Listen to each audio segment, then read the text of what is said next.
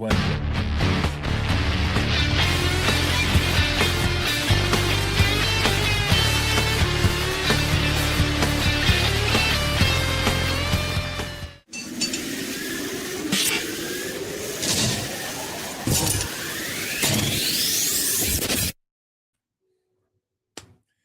What is shaking? Welcome, everybody.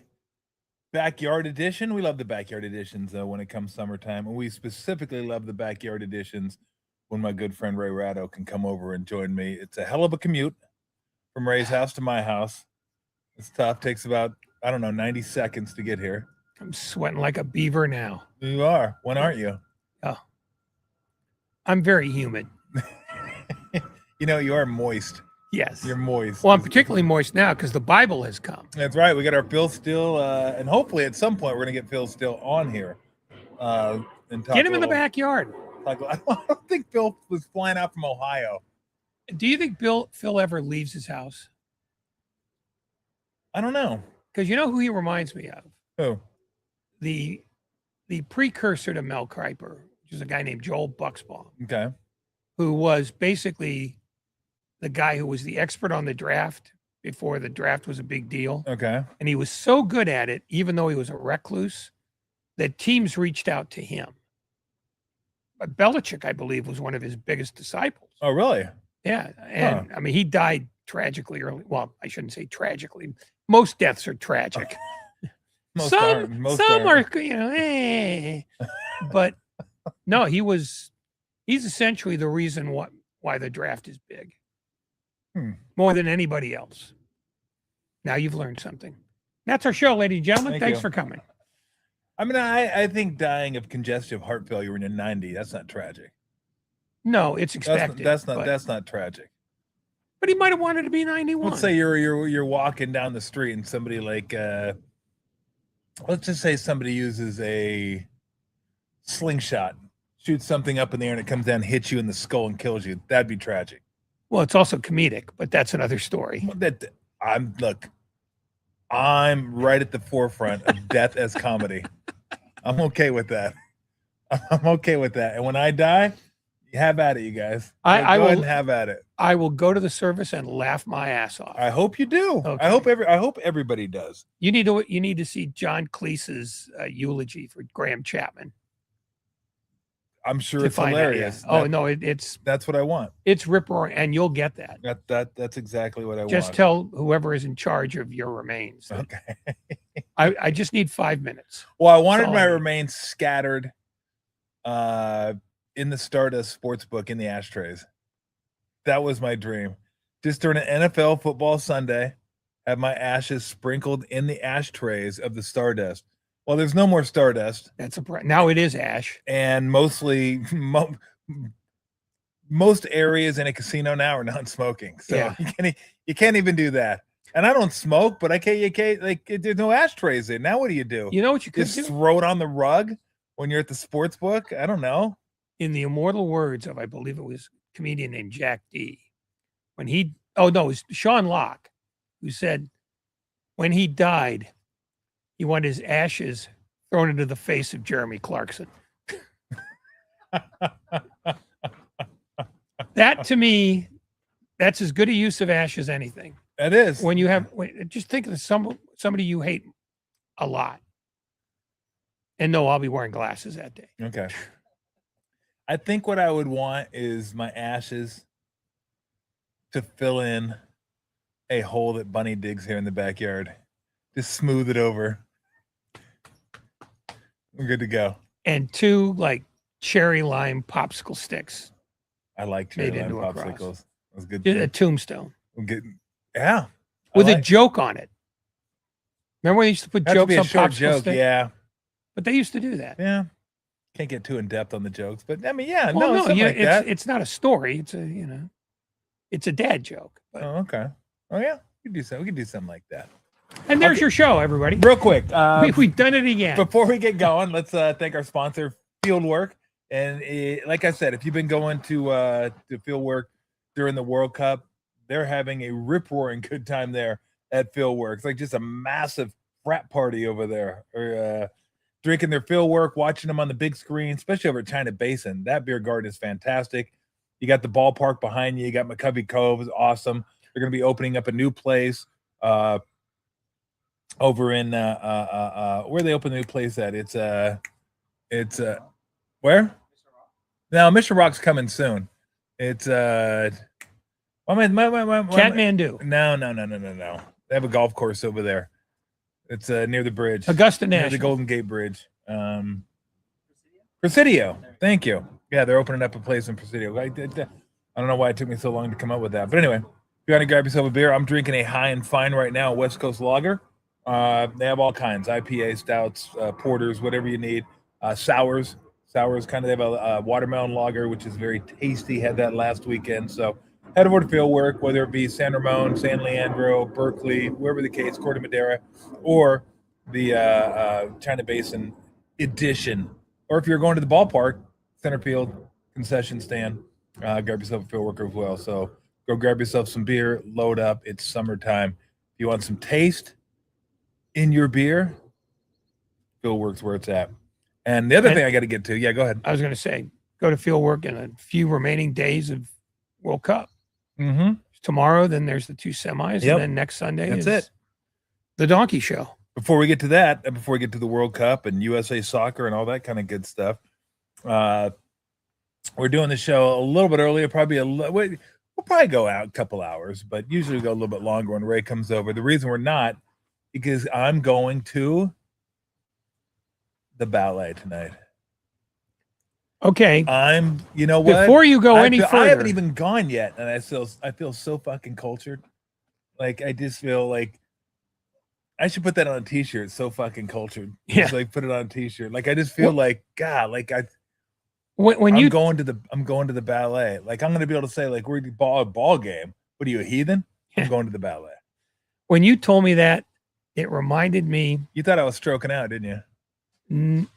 Well, in a manner of speaking, because that was what the ball players called the strip club near the Sheraton Hotel in Montreal. So, where are you going tonight? I'm going to the ballet. Ah. That wasn't the name of the strip club, but it was the code name. Oh, okay. I thought stroking out was a code name. Well, it was a different kind of I presume if they went there, different definition, I guess. Okay, you going to the need ballet. to flesh this out. No pun intended. Okay. Nice of you to show up. Well, look, I feel like, because I figured let's do something different. Let's try something different for Lori's birthday. And it's Dracula the ballet. It's like a little blood in there, hopefully. It's some kind of like mystery, like, so yeah, we're going to see Dracula the ballet. Dracula the ballet. Correct. Dracula for her ballet. birthday. For her birthday. This was what she wanted. Yeah. Of course, yeah. Okay. Go call Lori, bring her down here. No. I want verification. Because I'm not buying that part of the story. I believe you're going to the ballet. Well, I thought like that this is what I want for my birthday. No, I don't believe there's a Dracula the ballet and that it was her choice. I believe that she would make you go to a ballet. Hold on, but I would think something like Swan Lake or one of your standard ballets. So you don't think there's a Dracula the ballet? I don't believe that this is the call that she made. But no, you said you didn't think there was a Dracula the ballet. There's certainly a possibility. Are you going to concede there's a Dracula the ballet? It's conceivable. It is not conceivable to me that she's the one who thought of this. That's right. Can you read the top Wait of a the minute, Can wait a you minute. read the top of the ticket there? Can you read the top of the ticket there? Eat at Joe's. Yes. They do love vampires, which is why I'm a werewolf guy. Okay, there is a Dracula ballet. Thank you. Now I want proof out of her face Okay. that this was her call. And not you saying, you want to go to the ballet? I've got just the thing. I think you give me too much credit, actually. No, I think once you're backed into a corner on ballet, you would do the research to find out what's the one I would be least bored by. And one in which dancers with open necks get basically Cadillac holes. Yeah, no. Now this is you all over. As far as ballets go, this seemed more on the masculine side of a ballet. If I can put it as God. Whatever I'm trying Okay, to say. I'm just telling you. Okay. I want verification from the lorester. Okay. I'll ever film a Instagram post for you. But I gotta have her. That could be AI. I want to. It could be AI, and you're probably gonna think it's more of a hostage video. So I'm gonna have to have her tell it to you to your face. Yeah. Not like she's sitting there in front of a screen. Yeah. Yeah. So okay. Because you are an AI master, as we know. You know me. I love AI. Yeah. Big AI guy. I mean, you're at the point now where you think Allen Iverson was a fake. Yeah, I am. He was. So there you go. Ballet. How are your experiences at the ballet? My next one will be my first. So I beat you to the ballet. Oh, you crushed me. I beat Ray to the ballet. I think Lou's been to the ballet before I was. Oh, right, Lou? Lou'd be a menace at the ballet. Lou's a menace here. Lou's a menace here. Lou'd be a menace. Lou's a menace everywhere. Lou, I would like to have you climb on my lap, but I understand what happens when that happens. So, no, but I'm actually looking forward to doing it. I've never done something like that. Don't spit out. What? That's performative. Serious? You would not do this unless Lori insisted. Not true. Not true. You would do this on a lark. You would do this with Macmillan. I would go by myself. I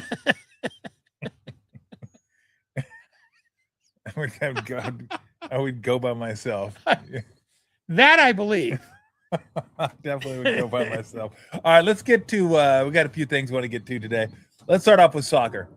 And Spain advances today. They're going to play France in the semifinals, which should be phenomenal. Those are your two favorites in the World Cup. I think Spain was like 3.5 to 1, and France was 4.5 to 1, followed by England, and then I think it was Argentina, Brazil, Argentina, Portugal were like the next three. So these are the heavyweights. This should be the semifinal. I don't know if it's going to end up being the winner of that goes on to win. Quite possible, but it should be a hell of a match. Today, Spain wins 2-1, and it was interesting the way they scored their second goal. I don't know if Courtois, their all-world ancient, but all-world goaltender being out had anything to do with it. But I thought it was kind of a soft goal. You thought it was kind of a soft goal, did you not? Well, it's one that it wasn't Courtois that gave the goal. No, it was not. He was out. That's what I'm saying. It was his backup who had to go down to make a save, but didn't hold on to the ball. And not only didn't hold on to the ball, it rolled about 6 yards away from him. Spit it out, yeah. Where the handy dandy Spaniard was there to. Handy dandy Spaniard. I like that. I mean, and it was not a great game. It's okay. It was okay. It was okay. It was okay. So, but Spain, to France. me, whoever you claim is going to be the champion, it's not. Cape Verde. Mortal. They're the champ for me. They're a country the size of El Cerrito. That's all I need to say. The goaltender still got to win it though. The goaltender's 40. He's played in Moldova. I mean, it quite literally is your handyman winning the Golden Boot. It was easily the coolest story of the whole World Cup. I thought I saw one of their backs wearing a tool belt, running up and down the pitch. He's not fast, but he's an efficient fouler. He is. He'll stop and fix something on the way for you real quick. No, that definitely it was a fun story. And there's no doubt about it. And anybody outside of your most rabid Messi fans or of Argentine lineage, everybody's rooting for Cape Verde. Absolutely. Or Salsa Verde, as I call them. They were Salsa Verde. It was great. No, absolutely. Yeah. That was a fun story. But the World Cup, kind of like the Premier League, and kind of like La Liga, and kind of like whoever. Well, the Bundesliga, where you have two teams. it's the same teams And every France, single year. and France Ligue has 1, basically one team. yeah. And what is the Premier League probably has 5 that you could. They have about Well- 3, and then about 2 that can be interchangeable at the back end. Well, one of them though, Because United jumped in this year. yeah, but they're not United anymore. They're That's what more I'm sort saying. of a yeah. That's what and I'm all saying. they did was replace Chelsea. Like the teams, well, that's my point. Is like right now it's Arsenal, Man City, and probably Liverpool. Yeah. That at the beginning of every year you go pencil them in, and then there may be 2 other teams. But my point is the World Cup. Not surprising that France is here, Spain's here, England may end up being here. Although I think we're all Erling Haaland fans right now. We'd love to see Erling Haaland keep doing his thing, or as I like to call him, Erling Targaryen of House of the Dragon. Guy's phenomenal. I love that guy. Yeah, he has the goofiest face in all of sports. He does, absolutely. I mean, he looks like a stock member of the Little Rascals. Just he was Whitey, the little kid with the blonde hair, who was just sort of annoying and not funny. But he's taken 10 shots in this World Cup. It's 7 goals. 7 goals. 7. Yeah. Every 13th touch he scores a goal, basically. Yeah. He's fun. Now he is definitely fun to watch. And I remember watching him back when he was with Dortmund, because that's when COVID happened and there were no live sporting events. And the Bundesliga was like one of the first ones to come back. Yeah. So they put them on TV. And I was like, well, I got nothing else to watch. Watch those. That's kind of how I got into watching European soccer. And he was the guy that just jumped off the screen at you. Like, you didn't have to know soccer. Yeah. You watch, you're like, that dude's good. That dude's really good. And then, of course, it reminds me, it was right about that time. One of the broadcasters, I can't remember who it was, did a Dortmund game where they got to see Haaland. And the guy says, Erling Haaland is self-explanatory, and then was silent for 40 seconds. Just no descriptions, that's it. You see it. You can't see it. You're either blind, hearing or visually impaired, or watching a cooking show. Those are your choice. I mean, no, he has to do less work to be Harry Kane than Harry Kane does. Yeah, no doubt about it. All right, let's get to USA Soccer. Okay. I want to get your thoughts on USA Soccer. I gave my thoughts a couple days ago. I think Christian Pulisic should be shot. You're right. Very good. Like with the real gun? Oh. Or like a BB? No, full on. Okay. There you go. I want to see him on Law and Order as the chalk outline. As a victim? I actually do not. Yeah, today's age, sarcasm eludes people. Like, you got to actually say, no, I really don't mean that. Yeah. For the dense.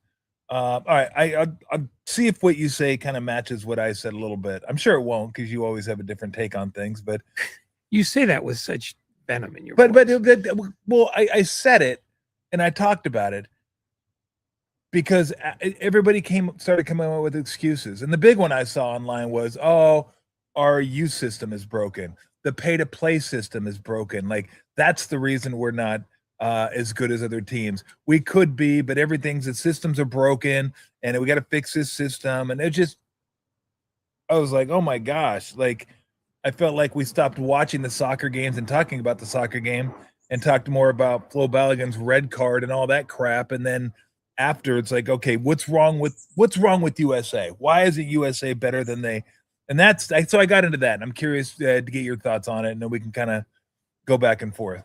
This is not an original thought, but I think the vast majority of young athletes in America, at least on the men's side, the skills that we tend to reward are by and large not useful skills for soccer players. Height has some bearing, but speed over 40 yards is irrelevant. We want tall people who are good at reaching for things in the sky, not people who are dexterous with their feet, which is also soccer. And the idea that all our best athletes go into other sports, yeah, that's probably true. But I think if you took LeBron James and you made him a soccer player, he would not be the greatest soccer player. It'd be easy to steal the ball from him, for one. And the other thing that soccer players have to have if they want to be elite is a view of the world that involves their teammates more than it involves, I need to get my 30. See, we reward athletes on the professional and the college level for having the best stats or being the most marketable. I mean, I don't know if you've ever seen a Messi commercial in which he speaks, but certainly no English speaking commercial. He just stands there and is. Where, you know, we'll make Chet Holmgren dance. That's how desperate we are to make commercials where athletes are also entertainers.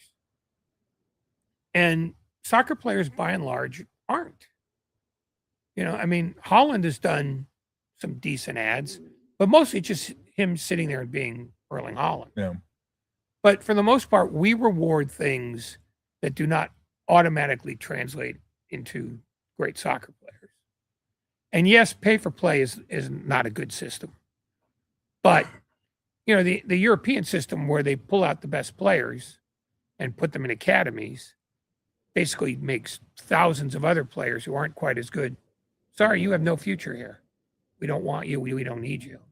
So there's waste all the way around. But I just think it's our view of what an athlete is that makes soccer a secondary sport. And we'll keep it a secondary sport. And I don't think you can change the culture of a nation. So I think this is who they are, and this is who they're going to stay. Yeah. And the idea that they somehow failed in this tournament is preposterous because this is who they actually were. This is who they've been. You know, I mean, Christian Pulisic had a very average to below average year at Milan. And he's injured a lot. I mean, he's clearly not the best ever American soccer player. I mean, Landon Donovan, who's now picked a fight with him, probably better. You know, Clint Dempsey, probably better. Alexi Lalas, not better. I needed to say that. I know. We'll get that. We'll get to we'll that get to him. I know. We'll get to that in a minute. But no, it's we love the hype and we follow the hype way more than we should. Yeah. There was at no point at which the Americans were in a position to win the tournament. None. And when Tim Howard said it's impossible for the United States to win, he got slagged coast to coast. And yet he was dead right. Because that is the fact. Yeah. They are a round of 16 and out program. Yeah. And if things break right, maybe they get to the 8. Maybe, but it's not broken right yet. But no, it hasn't. It hasn't. Yeah, you're absolutely right. And the other thing, American soccer is better than it used to be. Yeah. That's indisputable. But everybody else improves too. Because all the advantages that the Americans have, you know, training and nutrition and all that, the European teams took and said, yeah, we'll do that too. They have a 100-year advantage. Yeah. And maybe the Americans have cut it to 80, but it's going to be another 3 or 4 generations before this is even debatable. And I think this was the cup that sort of proved that. Because they've never been more hyped and never been more, they've got a shot this time. Well, no. They beat a Paraguay team whose only skill is they kick the hell out of you. They beat a team from Australia who could be playing today and still not make a dent. Yeah. You know, and then they beat, you know, they lost to Turkey. Yeah. And then they beat a Bosnian team. Bosnia. Their best player was 40. I mean, stop it.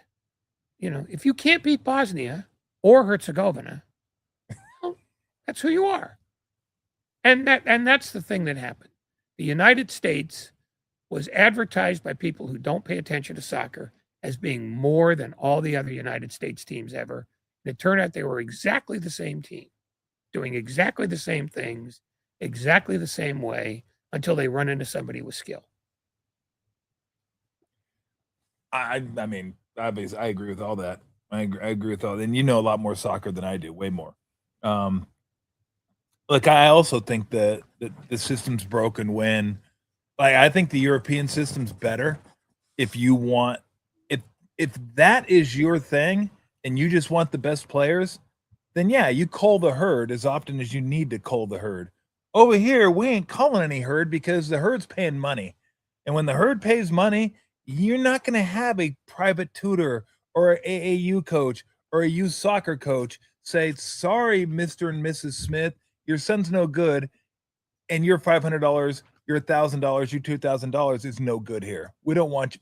That's not the way it works. They're going to take all the money they could possibly get. Oh yeah. So that's the way it is.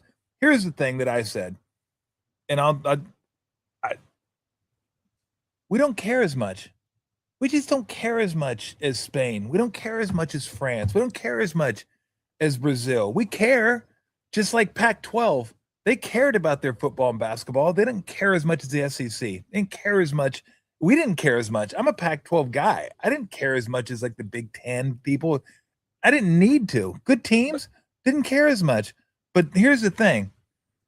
In a month, maybe in 2 weeks, we're transitioning right into NFL, right into football. Guess what? They're transitioning into La Liga and the Premier League. And then the Euros coming up in a couple years. Like, this is like year round for those countries. Like, this is what sports talk shows. How often do you think a sports talk show like this or on terrestrial radio that talk all sports will talk about soccer once this is open? This is a unique sports show. Well, because you're on it. Well, no, it's a desperate sports show when I'm on it. No, but you've hit on it. It's not that we don't care as much. We have an option that most countries don't have, which is we have a multiplicity of other sports. If you're not a football fan, you can get into the baseball postseason. Yep. Then you can whip into the NBA or the NHL. We have more amusements than everybody else because we prioritize entertainment more than other countries. Whereas the English Premier League starts in the middle of August, ends in the middle of May. Yep. It's 9 months. Plus the other, soccer it's not the only thing, but it's damn close. And whatever is second place in any particular country, it's a long way away. Long ways away. Long way. Because Spain, like their basketball. Yeah. Hell, they won a gold medal. They're number one in the world. France, love their basketball. Hell, they might have the best player in the world, possibly, Wembanyama. But it ain't soccer. It ain't soccer. And here it's football, NFL, then college. Then you can debate whether it's basketball or baseball, and then hockey after that. That's just that. Those are just facts. Like, that doesn't even involve, include golf, yep, volleyball or tennis. Or we have not enough time and too many things to spend it on. They have nothing but time, but only one thing to spend it on. Yep, maybe two. And it's ingrained, right? As you said, the culture, it's ingrained. Soccer is ingrained. And like, you look at where we're at right now, hockey internationally, like, if we're not the favorites to win every tournament, it's going to be Canada. And we're not going to be that far behind anymore. We're pretty close. Like, we can compete. We won the gold medal. Football, nobody else has football, so that's not even worth discussion. Canada. My bad. They don't be bad mouthing those Sasky Rough Riders. No, you're absolutely right. Go Elks. They can't compete. Basketball, we're still the top, but it's close now. Like, it's next Olympics gonna be a fight. It's gonna be a fight next Olympics. So, but they're right there. And I think baseball, either we're the top or right there. I think if we decided we wanted to pitch our best pitchers in the WBC, we could win it. But either way, we're right there. Soccer is the one sport that we haven't quite gotten to yet. Like, I totally agree with you. We're top 16 team. And that's okay. It's like, that was a fun run. They played a pretty fun style of soccer. Like, I liked watching the games. You lose in the 16. Like I said, break or two, maybe you get to 8. They needed about 10 breaks versus Belgium. Because Belgium mopped them. Yeah. To me, you would know better than me. That was like a 40-point loss in basketball. That was just like, you're not on the court. You're down by 20 at the end of the first quarter and the game's over. So that was not just an ass kicking. That was bring other ass, because we're kicking that too. We need more ass. We need more ass in here. Yeah. No, we've kicked all your ass. Do you have any more ass? Yeah. And you saw what happened to Belgium in the next round. They were old. Yeah, I And- mean, it was 1-1, and they only lost 2-1. But you watch the Spain game. Yeah. I mean, Spain was. It was a boat race. Yeah, they were much better. Or You know, much no, better it than just Belgium. and it's it's not. We're just used to having advantages that nobody else has. Soccer is one of those sports where we've never had an advantage, and we probably never will. The advantages in basketball that we had, those have now been more evenly distributed throughout Europe. The Winter Olympics, we've never had an edge in that, and we still don't really watch it that much. Track, we've had all the advantages, but we exported them to other places, and now we're taking some of their athletes. And they still run track in the Olympics for their own countries. So it's just we're used to being the best because we say we're the best. And soccer is one of those places where we have no cachet to prove it. And we probably never will. But we hype the hell out of it as though this is the breakout time because that's good for Fox. Yeah, it's very good for Fox.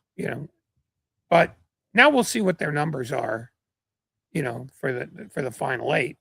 Because they were yammering on about, U.S. Belgium being the highest rated soccer game of all time until it turned out that when you included Telemundo, no, it was actually Mexico. And there's another thing. Mexico, a lot of people who don't speak Spanish were watching Telemundo. Yeah. Yeah. So, and I made this point too. We have work to do. I have this point. It wasn't just about soccer either. It was about USA soccer.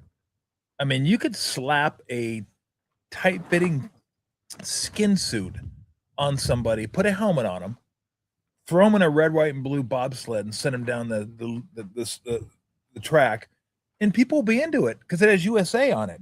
Like, people get into the Olympics, but they don't get into those sports when it's not allowed. Who's watching World Championship bobsledding? Like who's between Olympics? Who's watching track and field? Nobody. That's my point. People like Olympic sports during the Olympics. How many sports are played during the Olympics that people pay attention to not during the Olympics? Basketball, hockey, I guess baseball, if baseball's a part of the Olympics. And to a certain extent, figure skating. To a certain extent. Yeah, it's not as much, but does people anybody will watch the U.S. figure skating championships because they're on the network. Is anybody following the skiing when it's on Olympic time? People who live in upper Minnesota. I mean, that's my point is like when you get to the Olympics, people are going to follow it because it's the Olympics. It's a big deal and it's your country. That it's not that all these people suddenly love soccer. Again, they love the event. Yeah, they love the event, and you slap USA on a uniform, people are in. They're going to watch.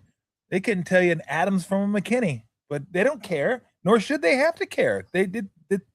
That's totally. That's cool. But once it's over, that's my point. Once it's over, it's over. It's done with. Once it's over for a lot of these other countries, it is not over. It's just moving on into something else. It's moving on into the league play. We got Champions League coming up. We got Europa League coming up. We got the FA Cup coming up. We got this coming. That's all it is for them. There is no like, hey, NFL, like there may be a couple pockets of fans over in Europe that are like, hey, one of the NFL games coming over here. You know, I'm an NFL fan. I want to go to Wembley and watch the games, or Wembley and watch the games. I want to go to Wembley and watch the games. Wembley's just, that's how good he is. He's a stadium now. Could go to Germany and watch whatever. But it's all soccer. It's all soccer for them. For us, it's not. It was a fun event, cool event, and like we're never going to be. Somebody asked me, "Do you think we'll ever win a World Cup?" I was like, "Not my lifetime." Well, unless it's not going to happen. Unless Trump bribes Johnny Infantino and said, "Hey, we would like a World Cup that just has us in it, and we want you to pay for it." Us versus us. Yes. U.S. versus us. Everyone gets red cards. Yeah. Sorry, you're out. USA. Well, that's the other thing. This World Cup ended so ignominiously because they get crushed by Belgium. Trump basically buys off Infantino to get Balogun, which is how it's supposed to be pronounced. That was Balogun. That's what we decided it was. but it's not. I just went with the horde on that one. No, you're fine. I'm not questioning you. Okay. I'm just a pedant. And so that left a bad taste in people's mouths. And then Pulisic gets hurt and gets savaged. He did get savaged, and he had a microfracture. He was actually hurt. Yeah, but you know what this is? This is not about him getting hurt as much as it is everybody marketed this guy until we were sick of him, but we never particularly liked him. And now Carly Lloyd's taken out after him. Landon Donovan's taken out after him. You know, most of his, not contemporaries, but the previous generation of soccer greats in America have just earholed him because he's not likable. And we want our athletes to be likable for some idiotic reason. You know, because no, he's got to be able to market himself. Why do we care? You know, what, he's working at Home Depot now? This is something we believe? I mean, David Beckham was doing Home Depot commercials. Yeah, I believe he's held a hammer in his life. Absolutely. You know, just, I mean, that's how we grade this now. How much money can you make for a company? And he made money for companies, and the companies paid him back. But there's nothing appealing about him. You know, his worth is about scoring goals. If he doesn't score goals, then people go, oh, he's not as good as I thought he was. I mean, you know, Nike told me he was great. Why did Nike lie to me? Nike's done nothing but lie to you since Nike was born. You know, what are you talking about? It's just, he didn't make the requisite effort to be likable, which is why people are taking out after him now. And I'm not talking about nitwit like Colin Coward, and, you know, soccer halfwits like him. And I mean, he's a nitwit about soccer, not that he's a nitwit in general. There are some things he likes and knows about. But we wanted Christian Pulisic to be the everything. And he wasn't really good at anything to the level we wanted him to be. So now we hate him because that's what America does too. Now, to my eye, it just would have been nice to see him make any kind of impact on the game. And he didn't have much of an impact. And even an impact like Steph Curry has when he doesn't touch the ball, he impacts the way the defense plays so everybody else has opportunities. We didn't even really see that. But as far as like breaking, I can't. I just can't do that. I don't watch enough soccer, and I don't know enough. Let me ask you. You know more than the average American. You can identify Erling Haaland. Well, the average American's stupid. Ladies and gentlemen, that's our show today. I've now signed us off 3 times already. You have. The average American is stupid. Tom Tolbert. No, here's my thoughts. And I don't think the average American individually is stupid. And I'm well, yeah, wiggle your way out of this. No, one. But you put them together as a group, they're stupid. That's always been my contention. People can be smart. Groups are stupid. Because groups fucking all start to think alike, the hive mind, all that, and then you just become idiots. Yeah. I don't know what to think. Maybe Nick Wright will tell me. Yeah. and Nick Wright is not stupid, but if you're watching that show or any show like it, you're opting into stupid. You're opting in. Because you're either going, yeah, thank you for telling me what I think, or you're an idiot for not thinking what I think. Really? That's what we're doing with this? Yeah. That's why this is the only show that should be left. That's right. All the other shows should be exterminated. I'm okay with that. Take all the other hosts and the producers, put them into trucks, send them up into the Canadian Rockies, turn them loose among bears. Clean out the herd. Like the herd as in cow herd, or the herd as in the herd? No, you're right. I it's just I like them all. I mean, they're playing to the audience that they have. Yeah, I know. No, I know. And that's the thing. You start talking too much about something you don't really know much about. You talk about once every 4 years. Like a bad defense, you get exposed. Yeah. You get exposed is ultimately what ends up happening. All right, let me get your take on before we move on. Because I got some hockey stuff too that I wanted to get to. Leo Carlson. Yeah, Leo Carlson. I wanted to get to Dundon putting his name and his family's name in the Stanley Cup. But why does everybody hate Alexi Lawless? Because I don't really watch studio shows. Okay. But what I watched, be cool. I didn't be cool. Just sit here. Don't lick my face. I kind of got the arrogance. Have some dignity. I mean, look, it's unwarranted. Zlatan is like he's one of the greatest soccer players of all time. He's like a zero on that show. He like really doesn't add. And is it Henry or Henry? Thierry Henry. Thierry Henry. Like he's good. I like him. Yeah. Like he's pretty good. It just for some reason there's an arrogance that goes with being French. Like just the way you talk, it just seems arrogant to me. He's not, but I don't know what it is about anyway, but I like him. Zlatan didn't seem to add much, but Lawless, I didn't watch enough, but man, everybody like just they can't stand him. Okay. He's not a good analyst. Okay. And first of all, he wasn't a good player. He was known basically for having red hair. Yeah, his hair and his beard. Secondly, I do remember that. Secondly, he's in sort of I would say a fiscal arch conservative, sort of a Trump guy. Okay. So that puts him in a hole because nobody wants to hear what somebody on a sports panel thinks about politics in general. Yeah. And thirdly, his sense of humor is largely smarm. So it's not appealing funny. Yeah. Is he a pom-pom guy? What? And he's not as much of a pom-pom guy as Stu Holden. Okay. But Stu Holden is at least tolerable if you don't let him do an American game. Okay. Same thing with John Strong. You put him on an American game, they're both unbearable. But if you put him on, hypothetically, Spain, France, they're actually pretty good. Okay. Not great. I mean, I'd still rather have John Champion, but. Yeah. Oh, so would I. Let me stop you just for a second. Why is 45 down, 45 to go? Why is that a fucking thing? Why is that? Oh, it's I read somewhere as an iconic call. I'm like, iconic? You just told people how much time it's passed and how much is to come. What? What am I missing? Like, what is great about that call? I think that call has been around for like 60 years. Well, it should go away. Who gives a shit? Oh, don't yell at me. I didn't do it. Did I do basketball? 24 down, 24 to go.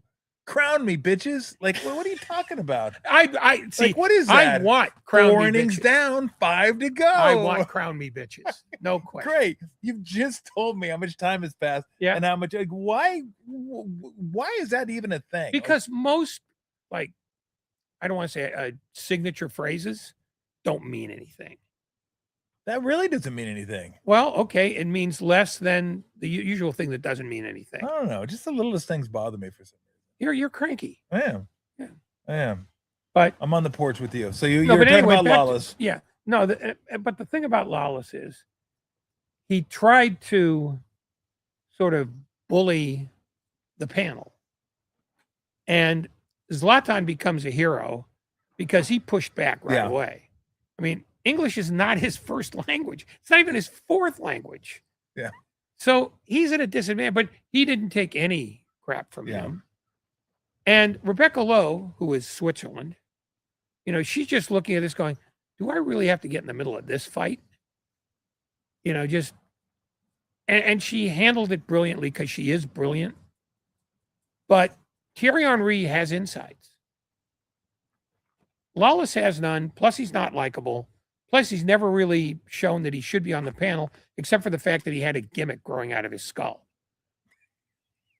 So what are you getting here with him? No, he's useless. Okay. He can't be fired fast enough from enough things. But if I owned a network, like him. I would hire. Oh, Fox, the guy who hired him at Fox likes him, but if they find out that people don't like him, if they can, well, they got to know by now, don't they? I mean, I don't think they care because they're getting numbers. But it'll be interesting to see how he plays when America's not interesting anymore as a soccer country. And that will be in the following 4 years because nobody's going to pay attention in 2027. They don't want to know about their big friendly against North Macedonia. That's not what we do. You know why? Because we don't care enough. That's why. We only care in, Cool hummingbird I'm gearing up. flying over your head. Oh yeah, no, that I don't know if it's the same one, but every time I come out here, that hummingbird just kind of comes down and sticks its little beak into the nectar of the gods, and buzzes off. And what gods live here? Huh? What gods live here? Zeus, Hercules. I think he's half god. Yeah, no, I'm naming. But are you pumped for? I'm pumped for CONCACAF. Oh, I know you are. Yeah, you know me. Name a country in CONCACAF. Colombia, Brazil, Argentina. That's CONMEBOL. Mexico. That's CONCACAF. You did it. You named one. Honduras. Stop while you're ahead. Honduras. I think Costa Rica. Yeah, I think they're CONCACAF too. Yeah, I mean, so I'm just trying to go. I'm just trying to go north of. I'm just trying to go north of South. You've named every South country America except the one you live in. Well, of course I know they're in CONCACAF. You didn't say them. Yeah. That wasn't your first response. Well, that's because I'm not watching. Because no one gives it. On a scale of 1, let me ask you this: on a scale of 1 to 100, I'll take France, since I picked out France and Spain. You could throw in England too, or Italy, the countries that really love their soccer over there, but those aren't the only ones. On a scale of 1 to 100, how important are the Euros to France? Let's say the World Cup's 100. Like, that's the pinnacle. How important are the Euros to them? Probably 80. Because it's kind of like World Cup light. I mean well, it is, but France is a bad example because they only have one team that's ever in it. And that's PSG.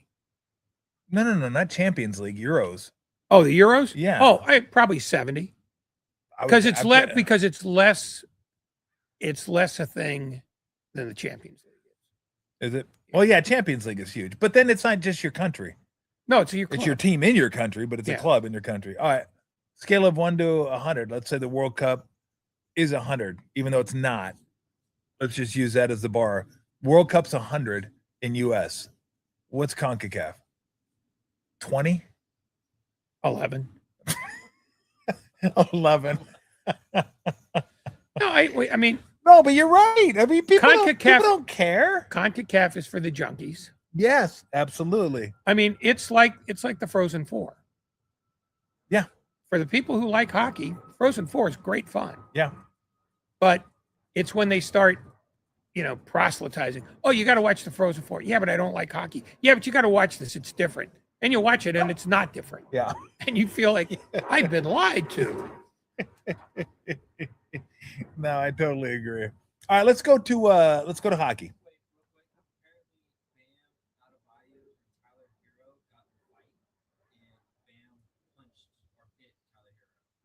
Okay, what site is this coming from, Max?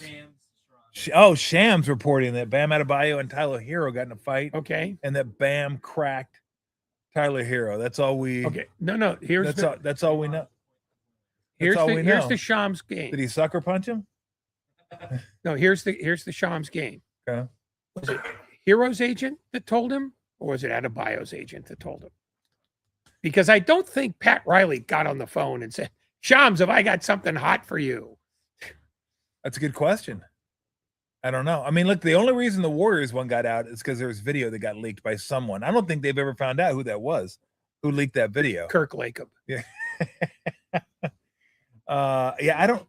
Did they?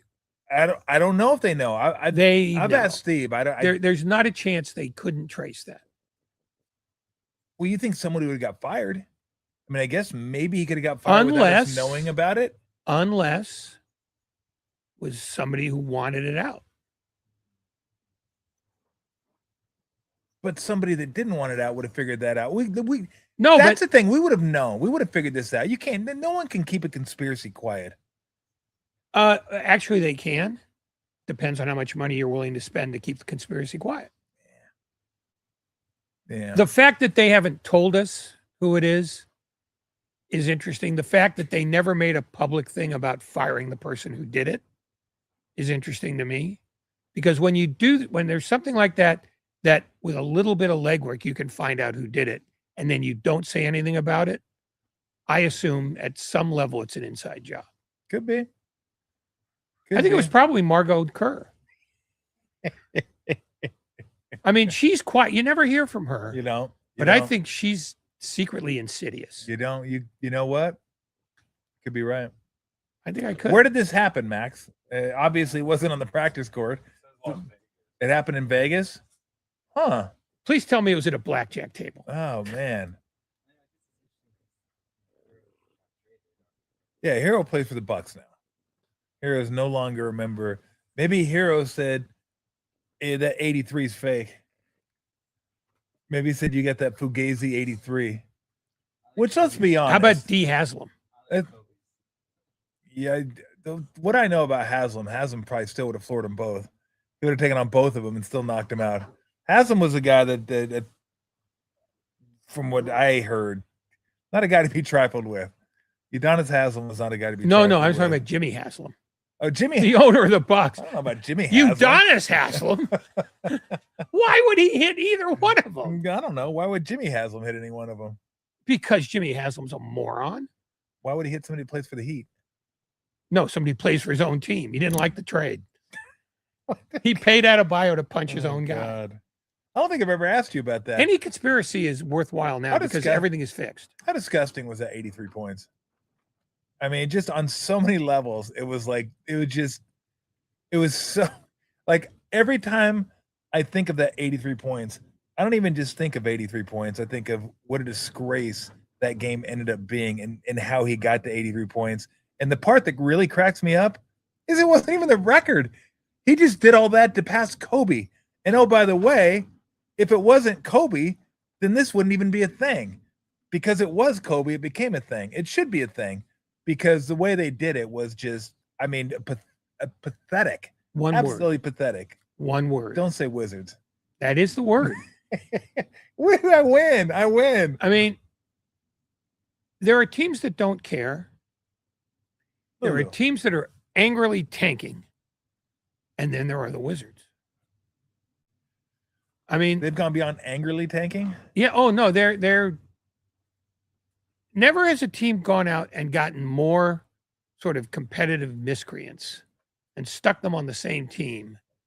And if one of them happens to emerge as a player, they immediately ship them out for 2 more expiring contracts of people you wouldn't want on your team. It's breathtaking how bad they are. I don't know that the Mets are worse than them. I don't think there's a team in organized American pro sports. Well, maybe the Chicago Sky. But no, I think the Wizards might be the absolute styrofoam standard. I mean, you think of them, it's reflexive. I mean, it's Pavlovian. Ew. What is there a team where you get that reaction instinctively more than them? I don't really get that reaction. I just don't think about them much. I mean, there's probably somebody's sitting. Your the wife, White Sox until this year. I just kind of didn't really think about them a whole heck of a lot. I need a glass of the bear. Yeah, go ahead. Well, I don't have arms. The juggernaut, as you know. The juggernaut featured heavily. Really, what better wine than something with an angry mammal on the front? That's right. It's not looking blood. to bite the head off a small child in an SUV. It's a red blend. What is a red blend, by the way? Bunch of different stuff they threw together. Okay. I mean, what are they going to? They sell it for premium prices. I mean, I thought it's just like maybe. Well, what did this cost? And not that much, like 27, 26. You're worth it. Is it a Safeway job? Safeway job, yes. Because I'm a member. I wanted to save. You're worth it. You wanted to shave 10 cents off your next fill up. Yeah, exactly. No, so it wasn't, but it isn't. I don't know what team I Wizards are just. Yeah, Wizards are awful. I think they'll be better this year. The Bonds is really good. They'll screw him up. Yeah, we'll see. That coach has no idea what he's doing. I don't even know who he is. I watched a couple games last year. I'm like, this guy's lost. They hired him to make sure that they lost games. Yeah, no, he did. Well, he did. He did a good job at that. I mean, but back to my original. What's the difference between him and Will Hardy? Will Hardy's a good coach. How do we know? I know. Watching him, I think when they give Will Hardy a chance, they're gonna make the playoffs this year. Okay. Utah make no. Utah And make the playoffs. I only used Will Hardy as an example because his record is equally awful. It's awful. But that's my question on Brian Keefe. How do we know he's an awful coach? How do we know it's not just deliberate roster construction? There was something he did last year, a couple times, that made me think this guy doesn't have it. I don't know. I'm a big. No, because that was a serious question I was asking. I wasn't trying to be. I know. Me. I know you weren't trying to be a dick. Although, as much as I am me, it's an easy assumption to make. It is an easy assumption to make. Let's get back to was it disgraceful what the Heat did in trying to get Adebayo 83? I think it was more disgraceful what the Wizards were willing to not do to get him 83. Was it all disgraceful? Oh, it was preposterous. If Bam Adebayo wasn't a good guy, neither side would have engaged in this. Now I've heard this was mostly a favor for him. Yeah, it's just kind of embarrassing. What are you guys muttering about? Well, you can get yourself. I'm good. You sure? Yeah. I mean, you do have like whiter skin than me and red hair, so you could catch fire at some point. I'm allergic to the sun. Yeah. What we're trying to say is the two people who are most important to this podcast are playing musical chairs because they're bored with what we're doing. That's right. All right, let's get to hockey. Let's the Ducks matched Leo Carlsson's offer sheet, correct? Yes. Okay. $18 million for 5 years, $90 million total. Diabolical by the Flyers to throw that offer sheet out there. I guess they could afford it. They got young guys too. They made the playoffs last year. I'm sure they want to keep it going. But it kind of put the screws to Anaheim a little bit. I kind of felt like they would just because they have the momentum going. But I don't know if Carlson's proven he's that type of player. But New Jersey had done it just before then. So this is the new thing in the NHL. The NHL is fascinating. Yeah, because I haven't seen that before this year. Because their general managers, one of them will seize on a scheme, and everybody else will go, I need to do that too. It may not be applicable to my team, but I'm going to do it just to say I did it. So the Flyers were not the first team to do the offer sheet. I mean, and I don't have access to Elliot Freeman, so I can't say how many there were in the history of the game. You know, maybe Cooney Weiland and 1928, but it's Cooney Weiland. This is the NHL's genuinely silly season. I mean, and it started with the Leafs, firing their general manager and then hiring a guy who was disgraced when he was in Arizona and basically kicked out of the league for a while. They brought him back. Oh no, John Chaika, he's great. And then, then Mike Babcock, who's even more disgraced, gets hired in Edmonton because the Vegas Golden Knights wouldn't let Edmonton talk to the coach they fired. Yep. They would rather pay this guy not to work. And then they hired John Tortorella, who had been disgraced in a bunch of different places. And then after he took them to the Game 6 of the Stanley Cup Final, they fired him. So the NHL has been hilarious this offseason. And, just the other day, everybody's been raving about Haley Wickenheiser in the Leafs front office. She'd been there for like 8 years. And everybody thought she could be the first female general manager in the NHL. She just got fired yesterday. It's just these people are clinically insane. And they are clinically insane times 32, hoping to expand to 34 as soon as possible. And so the Leo Carlsson thing, it might be 6th on the list of hilarious outrages. 5th on the list, of course, is they think $18 million is a lot of money. $18 million is what, a mid-level exception in the NBA? Yes. Right around there. I mean, just think about screwing a team over your 8th best player. No, we paid Kevon Looney $18 million. We showed you. Did the Ducks do the right thing? They needed him more than Flyers did. Yeah, that's what I thought. I mean, at some point, the money is irrelevant. You're using it to cash Well, it in. isn't irrelevant when you have a salary cap. But it is irrelevant when your salary cap went up $9 million this year, is going up more next year and more the year after that. So it's not about the money. They're actually playing with that money they know is coming in. Well, to me, it's not about the money. It's about the percentage of the salary cap. That's how you got to look at everything. Well, that's why 18 million is not necessarily 18 million. Yeah, because this year it could be what? 15% of the salary cap, and then 12%, and then 9%. It's going to go down and down and down. Yeah. And that's the thinking. That's how you got to look at it. Absolutely. But if the cap goes down again, if COVID makes a comeback, then the Ducks will be screwed. Then the Ducks will be screwed.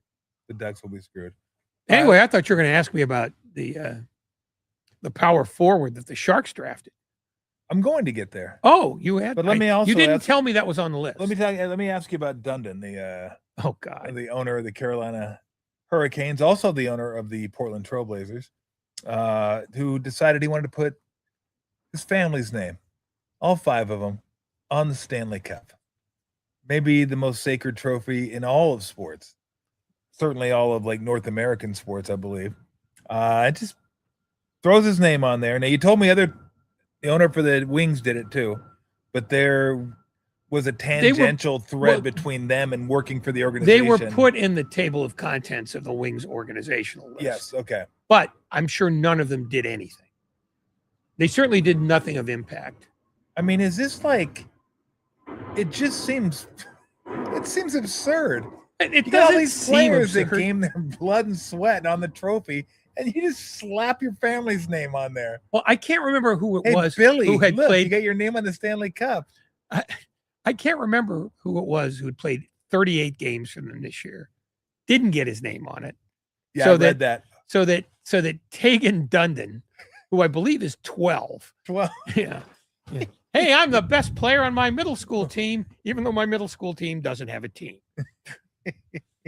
No, but this is the dirty truth about North American sports now. It's about the care and feeding of owners. That's all it is. It's why we're still arguing about Kawhi Leonard, because nobody wants to piss off Steve Ballmer, because he's the one who bailed them out of the Donald Sterling mess. Yep. So they're trying to, make sure that he doesn't get offended. And, like Jimmy Dolan, owns the Knicks. He once wrote a song for his band called Fix the Knicks. You can't find it on the internet anymore because he had it taken down because he's Jimmy Dolan. If he wants something, he will buy, sell, or turn into indentured servants anybody who crosses him. And this is okay because, why is Adam Silver perceived as a weak commissioner? Because unlike David Stern, he's coping with 30 multi-billionaires, all of whom can buy and sell this guy into working on a farm. And he knows that he keeps his job only by making sure those 30 guys are taken care of at the price of the networks, at the price of the players, at the price of the fans. I mean, why is there an NBA Cup? Because it's a cash grab. Of course. Why did the World Cup expand to 48 teams? It's a cash grab. Why does the NCAA tournament have 76 teams now? Yeah. It's a cash grab. And why do we have play-in games? And why is college football basically about 30 teams now? Because 30 teams have the power to cash grab the other 130. Yep. Or 110, whatever it is now. And by the way, Sac State in the MAC. In the MAC. Their arch rival is Western Michigan. Texas State's in the Pac-12. In the fucking Pac-12. But Texas State. Okay. I'm not even recognize. I'm not even going to recognize that as a legitimate conference going forward. I mean, the Sun Belt has a more contiguous look about it. I mean, it's unbelievable. Well, I mean, look, the SEC. All you got to do is stop with Cal Stanford. Yeah, I mean, I was in going the ACC. Yeah, I mean, it's bad enough you got Oregon and Washington in the Big Ten, but I mean they're in the ACC. ACC. The one story I don't even think I talked about on here was that I think there was a playoff going into the conference baseball tournament, and Stanford and Cal were tied, and they had to play a playoff game, and whoever won the game got to go to the ACC baseball tournament. They both had to fly back to Charlotte or wherever to play the game, and the loser flies back up instead of just playing out here. Just play out here, and then the loser can go on to the tournament. Nah, we're gonna fly you guys out here, and then you got to fly back if you're the. I mean, I honestly believe that they took them in and had been spending every waking minute ever since then trying to get them out. I think they desperately would love it if Cal and Stanford went into the Pac-12, so they could play. Yeah, I think Texas they would. State. Yeah, I think they would. I think they recognize they made a mistake because they were attempting to replace the money they thought they would lose with Clemson and Miami. Yep. Only to find out they didn't lose the money with Clemson and Miami, but eventually will, because college football is going to be 40 teams in 2 conferences. That's it. That's what I've talked about for a long time now. Yeah. Big Ten, SEC, they play Big Ten, they play SEC. They have their own playoffs, and the winner of each conference plays each other in like Super Bowl Junior, like the week before the Super Bowl. It's like the American League and National League. Can we have relegation? No, you'll just get teams that get kicked out. But why not relegation? Because then you could have a playoff bracket for the teams that are on the relegation chopping block. They're busy. That'd be fun. Because they're busy strip mining their leagues of the teams that don't make much money. Like, I wouldn't pay 20 cents for Mississippi State's chances of surviving the next round of realignment, because they don't make enough money for them. Not a big market. Purdue, I think, is in the same spot. You don't think that Starkville TV market's booming? No, oddly enough, you don't. It's coming. Yeah, it's coming. I mean, they're going to take like the top 4 or 6 teams from the Big 12, and that'll be it.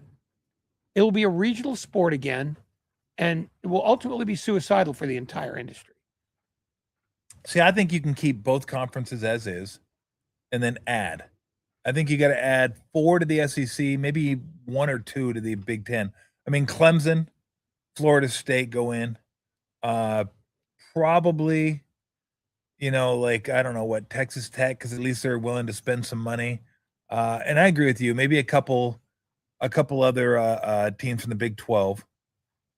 And then I think college football, maybe college basketball, but college basketball doesn't make enough money. Like, they can't do a super league like that. I think football should be its own thing. The rest of the sports go back to doing what you did.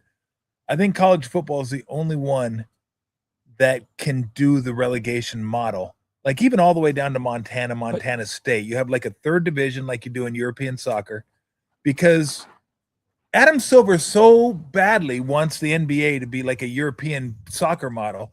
It's like, you can't. You have 30 teams.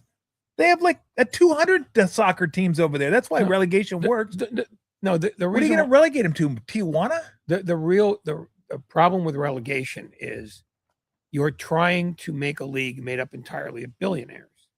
No billionaire wants to find out that he's not playing in the top league. Aren't there billionaires that get moved down to the Champions League? Not many. They usually spend their way out of it.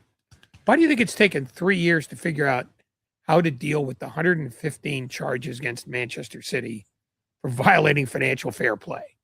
They still haven't done that, because they don't want to have that fight. That'll get solved right around the time the aspiration Kawhi Leonard thing gets solved. Yeah. No, I'll tell you how the aspiration thing gets solved. Get another beer, por favor. Yes, this is more important. Yeah, I'm sorry, you had to move out of your. Well, you have your wine. You got it right. Oh no, there. I'm fine. I got it. I just wanted to give him crap. All right, how's the aspiration thing gonna get? How's aspiration getting solved? Okay, Kawhi gets to go to Toronto whether he wants to or not. Okay. So that Larry Tannenbaum can be happy. Okay. Ballmer, who's the richest owner in the NBA, says, "Wait a minute, why am I getting screwed on this deal?" They say, "Wait, how can we make you happy?"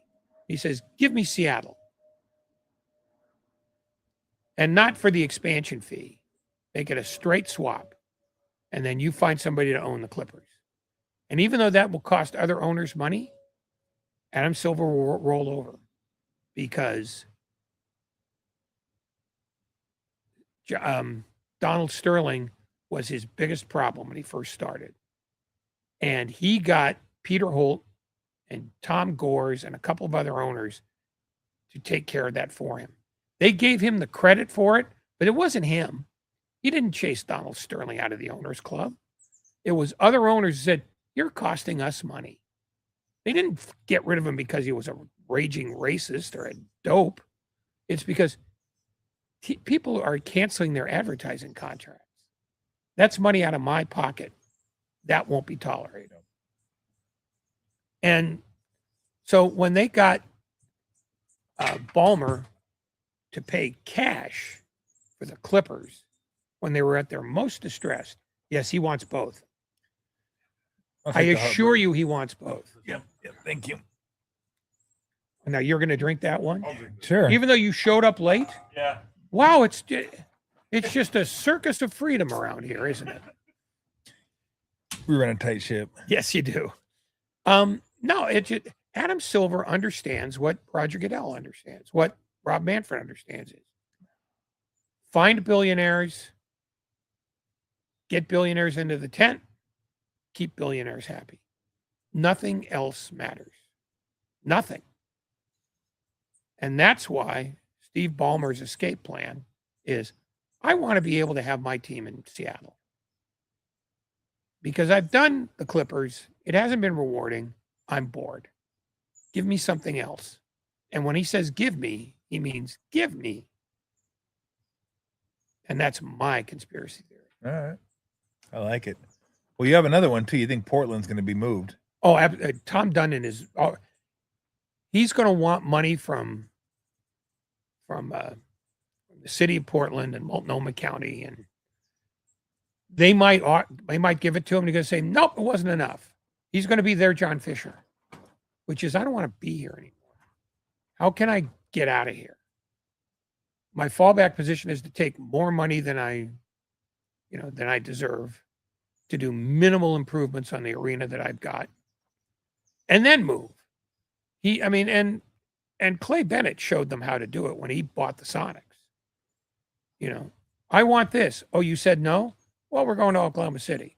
And not feel a moment's remorse. And that's Dundon. So Ballmer gets Seattle, Dundon leaves. Yeah. You have any thoughts on where he might go? I honestly don't know, because you can't put it in Nashville. Splits the Memphis market. Yep. There's no money in putting a team in Vancouver, because I don't think he doesn't strike me as a Vancouver guy. The tax rates are high. No. It's going to be somewhere in the Southeast. I just don't know where. Okay. Vegas is going to be an expansion. Yeah, I team. think Vegas will be an expansion team too. That's already going to be. What do you think that's going to go for? 8 billion, 10 billion? I don't know, man. It's like these prices are insane. They're insane what they're getting for these organizations. Making another comeback. And what the valuations are. No. $50 for dog training would not have been a bad investment. Leave in the suggestion box. That'll hurt. Lulu. Okay. Just sit there and look as attractive as you are. Leave that. That's so much better. Look at that. Yes. He's thinking of the Wizards. There you go. Sit down. No. She's like, I can only stand for so. She goes, I can only do it for so long. Lulu, come here. Come here, Lulu. She can't help herself. She really can't. I know. One track dog mind. I have a toy in my mouth. I want you to pull on it while I pull on it, because it's bad for my teeth. I do got to say something real quick. Because I want to get to the Giants. Yeah. Lou, no. See, even Lou thinks that. Lou, before we do. Yes. I came out here earlier this week and was just laughing at Elliot Ramos challenging the first pitch of the game, July 4th in Colorado. And then finding Randy Rosarena one-upped him by challenging 2 pitches as the second batter of the game. By the way, getting both wrong. Yes. Screwing his teammates out of any other challenges. But at least he's Randy Rosarena, right? It's a guy who's been a guy that delivers in the playoffs. An aggressively good player. Yeah, he's like he has some credentials. Fucking Alex Call. Nobody even knows who he is. Okay? No one knows who Alex Call is. He played for the Dodgers. First time I saw him, he's playing for the Nationals, I think. Albuquerque. He's fucking Alex Call. He burned through 2 challenges. I believe it was in the second inning against the Rockies. Now, maybe they figured it was the Rockies. Who gives a shit? We can burn through our challenges if we want to. But I'm sorry. When you have Mookie Betts on your team, you have Freddie Freeman on your team, you have Shohei Ohtani on your team, you might want to give them a chance to use one of those challenges later in the game if the situation arises. The fact that you're Alex fucking Call. I wish that was on the back of the jersey. And you used both challenges. If I was Dave Roberts, I wouldn't play you for a week. I'm like, who do you think you are? No, you're Alex fucking Call. And you just burned through 2 challenges. This is one more reason. Next time you tap your helmet, you better be on fire. Yeah. Because I don't want to see you challenge another pitch. Or you better be looking for you a pitch. Son of a bitch. No, here's my solution. Give the umpires the power. Say, oh, you want to challenge that call? You're Alex Call. You're using a challenge. No. Just tell them no. Give them the power to say, no, no, I'm not. We're not challenging that. I don't care if the pitch hit you in the ear. It's a strike. Shut up. Either bleed to death or get back in the box. You can't argue with that. Bring back the days when Shag Crawford would just look at a guy with withering contempt and going, what are you complaining about? Get your ass in the box. And then ring him up on 2 pitches, like in the on deck circle and go, thanks for coming. Eric Gregg specials. Yeah. I think they should ask the manager. What if they looked over at Dave Roberts and he just went. Yeah. Except that he won't, because don't give him that. He doesn't want strife in the clubhouse. Make the umpire the villain again. What do you think? The umpire's not the villain anymore. He's an accountant. Okay, not only, and we said Randy Rosarena did the same thing, but at least he's Randy Rosarena. So I'm not going to say he gets a pass. At least a little bit of one. Alex Call gets nothing. What do you think would have happened if these rules would have been in place in 78 and Alex fucking Call blew through both challenges and walked back into a dugout that Billy Martin was pacing back and forth in? What would have happened? Oh, death. Absolutely death. Billy Martin would have taken the pistol out of his belt that he always kept with him and just shot him in the face. What should happen now, if you don't want to give the umpires that power, allow Julio Rodriguez to walk out of the on-deck circle, grab a Rosarena by the throat, and say, the next time you do that, I am legally entitled to kill you on the field in front of your family. I mean, maybe it's happened before. The fact that these have all happened so close together. No, it's the new thing. And they're all egregious. I don't know. Using 2-1 at bat early in the game is the most egregious. But challenging the first pitch of the game, that's like, what are we doing here? Yeah, no, it's what are we? And he's been their best hitter like the last few weeks, but still, this is what happens when you take umpiring out of the hands of umpires, because it's too expensive to train them, even though it isn't, and it's too annoying to give them power, even though they had power for 125 years. Train them better, make them better at their job, and then let them do the job. And that includes telling Alex Call, you're hitting 211. the challenge that you're going to make right now is whether you should be allowed to stay in the game or not. And I will decide that. It's just it's what happens when people in polo shirts think they know more than people in uniform. Period. If you want to improve baseball, take all the middle managers on every team that go upstairs and make pitching changes. And just say, the next one you get wrong, we simply set you on fire.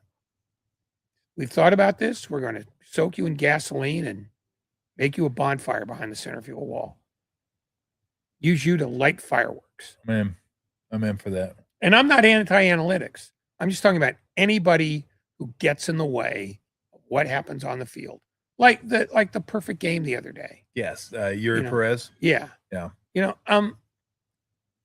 There ought to be a rule that says if you have a perfect game through 7, only you can take you out.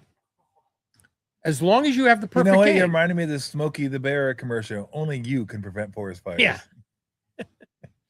No, as long as you have a perfect game. Take you out. Only as long as you have the perfect game. If you walk somebody, then he's no longer in power. What about if an error? What if it's a no-hitter? But you have to decide how much you value a no-hitter. There have been 24 perfect games. Exactly. That was there have been that was 300 no-hitters. Analytics I've said this, right? Analytics gets in the way of entertainment. Now, I'm not saying entertainment at all costs, but we've kind of lost that aspect of the game. Like, it should be fun. People do go to the ballpark to be entertained. And I always think of Dave Stewart and Roger Clemens. Like, when they matched up in the playoffs, that was something you wanted to be in front of the TV for or at the ballpark for. Either one of them could do something special. Go 9 innings, pitch a shutout. Maybe no hitter, but you weren't constantly looking at the shit. Stu has 101 pitches through 6. He's not going to finish the game. Like, that's what we're doing now in baseball. And look, I know it's a different sport, and I'm with you. I'm not anti-analytics, but just because I'm not anti-analytics doesn't mean I'm totally pro-analytics. Like, there's a middle ground there. But I'm with you. Like, we're missing out. Like, he could have done something that only 24. It's happened 24 times in Major League Baseball. If someone can do something extraordinary, the choice of whether he comes out or not should be up to him, not up to Todd, the guy from MIT who got the job 6 weeks ago after completing a successful run as an intern. Yeah. Just say, no, I'm not coming out, and you can't make me come out. And then as soon as he walks the first guy or hits the first guy in the ear, sorry, it's not your call anymore. Yeah. Now Todd gets to make his comeback, keeps his job. Yay, Todd. Yay, Todd. Because we all love Todd. Oh, absolutely. We're huge fans of Todd. No, I just, and the fact that A's fans who were watching their team get completely blanked. Yes. Were chanting shame at Clayton McCullough. Shame. I mean, true, they were resorting to an old, Game of Thrones meme. Yes, it is. Yes, they did. But nevertheless, shame. I mean, who uses that anymore? Shame. Yeah. I mean, what happened to you suck? Or don't go out there or I will take the field and beat you with a bat. A little lengthy. Well, but I do like shame. Yeah, shame is good. I do like shame. J'accuse. Okay. Is that, and look, I agree with you. I talked about that. The kid Jones for the Pirates had a perfect game, but that was only through 6. I kind of get it. He's coming back from injury. I would love to see him get his 7th, but we're talking 2 extra innings here with Perez. We're also talking about a guy that was his 3rd start. It was his 3rd He'd never gone over 102 pitches. Nope. And he was coming off a leg injury. A leg injury. I'm pretty sure there is not a rotator cuff in your knee. I don't think there is. I don't think there is. I think unless they saw that he was favoring the leg. Yeah. Which he clearly isn't if he's getting everybody out. Yeah, I'm not an orthopedic surgeon, but I'm pretty sure the rotator cuff is not in the leg. But I know one when I see one. Yes. So is there a line between like hardcore fan, casual fan? I said there was. I don't really care one way or the other. But if you can't be a hardcore fan of a team and root for your team to get no hit or have a perfect game thrown against them. Yes, you can. When you've been treated as badly as A's How did I know have, you're going to say that? Well, How did It's I the know same you're thing gonna with the say Raiders that? fans. But then you're not hardcore. No, you are hardcore. You're a hardcore baseball fan. Hardcore baseball fan, but you've not a spent hardcore money fan of the team. that they're morons. You write them off right Okay. away. You've spent hard-earned money to take you and little Tad to the ball game. Little Tad might Little get a chance. Tad, as in tadpole? No, just Tad, Tad, who okay. grows up to be Todd. At what point does his fucking vowel change? When he gets accepted into a college. Okay. He becomes Todd because Tad to Todd. Tads don't go to MIT. Todds do. Okay, very good. So just stay with me. Okay, I'm with you. I'm with you. I'm with you. He's looking at something special. He could tell all his friends at Dim Wipe Middle School, wherever, Dim Wipe Middle School.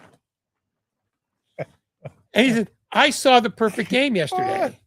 Now what he gets to do is, I saw Lake Bakar give up 5 runs to 5 hitters. No, 6 hitters, including a grand slam. Yes, he did. Like single, double, walk, grand slam, walk. Hello. I mean, the only way that could have been good, the only way you could have salvaged that is if the A's had not scored just 3 runs in the 9th, but 5 and won the game. Yes, that'd have been perfect justice. Oh, God. Yeah. Jesus would have smiled. Yeah.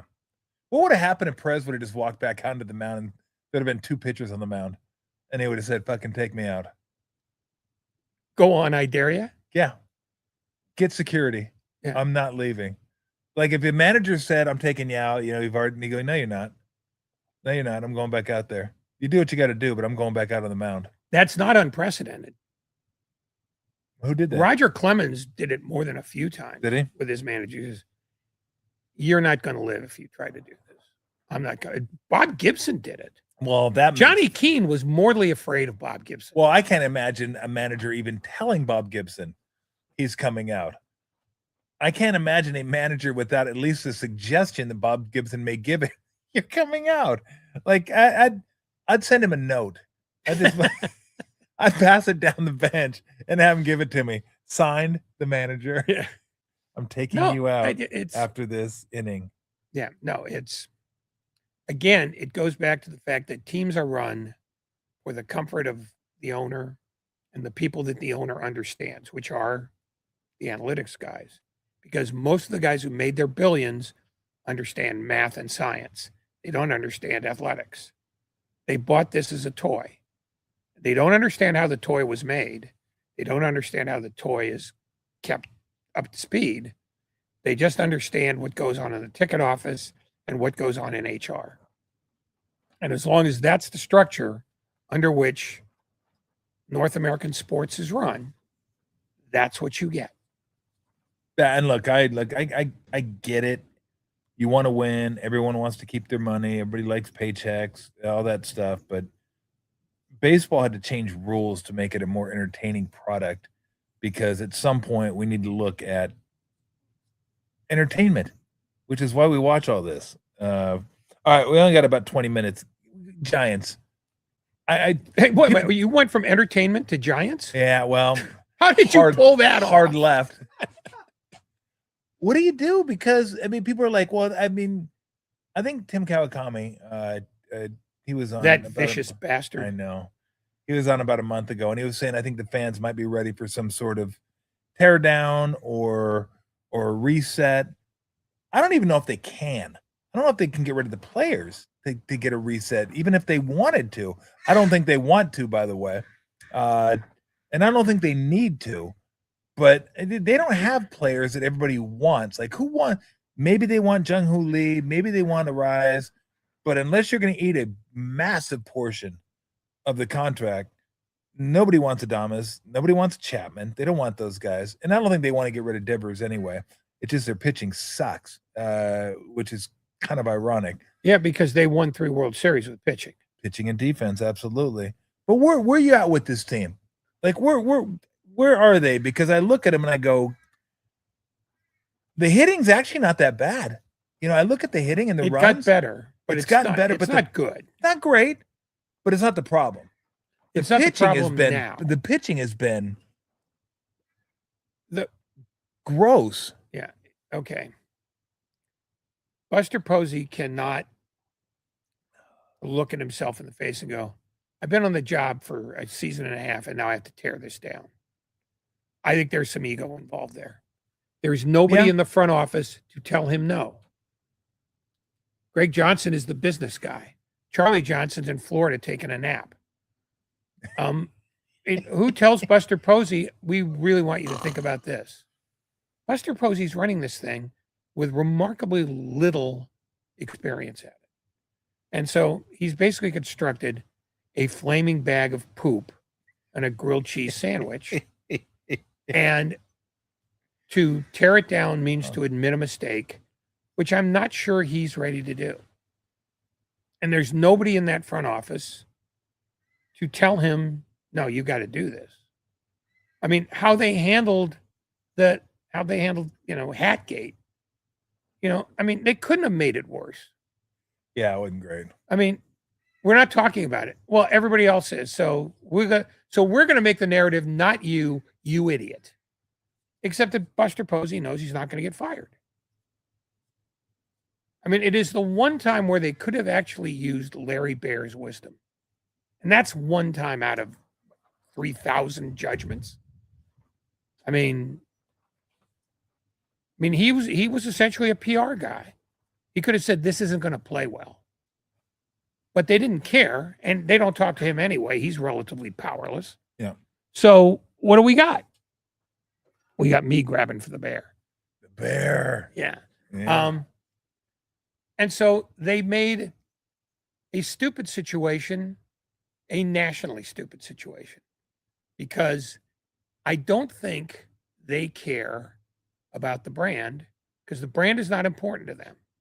What's important to them is them saving their ass right now. And by that, I mean saving their jobs. I mean, Tony Vitello, we're going to give him the name that's as it should be pronounced, not the way he does it. I mean, the worst Italian ever.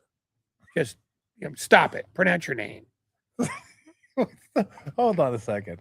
So we're going to pronounce it the right way, not the way he pronounces it. Vitello, really? Tolbert? I kind of like the sound of that. Well, take it then. I guarantee you, if I was born in Quebec, it would be Tolbert. Oh, no question. What's up, Bunny?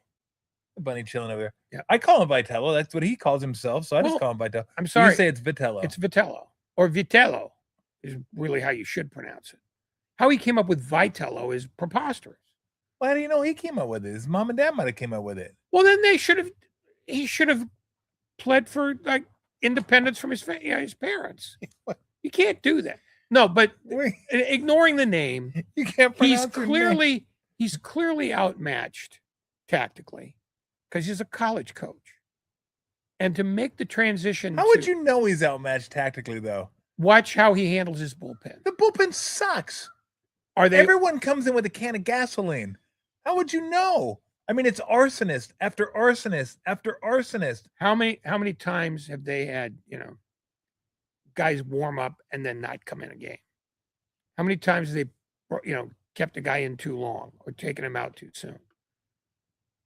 Bullpen managing is an art, which he does not. I'm not saying he's awful at it, but he's not nuanced at it. Okay. And when you don't have enough pitching otherwise, you've got to be able to bocce your way through a bullpen. Well, it's easier to bocce your way through a bullpen when you have Affelt and Romo. But how did he use them? Sergio. He figured out that Romo was a guy you could use for 3 hitters max. And that Affelt was best in the 8th inning, not good in the 9th. I mean, Bochy probably was the best bullpen manager the Giants have ever had. He was, but it helps to have good players. Well, it does help to have good players, but and the rules were different. Let's be honest. Like Hobby could come in and pitch to a lefty, and then he was out. And they had 2 lefties. Also true. So then let me ask this. Yeah. As Vitello, we want to play that game. What? I didn't know we were playing a game. It's an outrage. Would you like to play a game? Let's play the Vitello game. Do you think he handles his bullpen well? Or do you think the players are so bad that there's nothing to be done about them? Because if they're all that bad, I would have said, "Oh, you wrote on your hat? Get out." I just said, "You're not good enough to make a statement on your hat." No, I'm not saying that he has been great handling the bullpen. I just look. I've said this. You forever. think there are no tools? No, I'm more of a blame the players guy, not the manager guy. Okay. And when they win, I'm more of a give the players credit, not give the manager credit guy. Okay. Like, has there been a moment during the season then? Who's the one guy that comes in from the bullpen? You think, yeah, I feel pretty good about this guy on the mound. Mason Miller, but he plays in San Diego. Okay. Thank you. Glad to help. Hey, thank you. No, I mean, you're right. None of them are very good. But I also Killian's been okay. I think there is also a part of it that is they haven't been put in a niche that could possibly work for them. And if they're all bad, why are they still here? What niche? You mean like a baseball game? No, find out. Well played. They're put into a baseball game and they suck. But I mean, quite sorry. literally, he's a guy who could be useful in the eighth inning, figuring out what they could do well. Maybe. But it doesn't help that your starting rotation is that's a whole different less than mediocre. I mean, Webb has had one good month. Let's be honest. But he has. Don't come after me, Logan. But he has crapped on the fans. He has crapped on fans, and he did that. Well, mostly can be our personnel. He crapped on them, and then a couple. That's a hard one for me. What do we think about that? I think you're going to side with Logan on that one. I don't even know who specifically was crapping. What's Ray? Ray's been kind of okay. Like he's had more good starts than not, but he's been okay. They don't have enough of them. Is the problem. Roop is like whatever. Roop's just like whatever. He's in your rotation, whatever. Hauser moved out to the bullpen, probably where he should be. Molly, whatever. Fifth starter at best. They got a fifth starter at best. Hauser was a fifth starter at best. That's the problem I had. They had money. But that's a roster construction issue. Exactly. They could have done a managerial issue. My point. That's my point. Is like he doesn't like. What's he gonna do? They suck. You can't make suck good. It's like you can't de-suck suck. You can't de-suck suck, and they suck. So there's nobody. That's a T-shirt too. Thank you. Webb is their best pitcher, and again, Webb had a really good month. Brutal to begin. And then against Colorado, he got absolutely torched.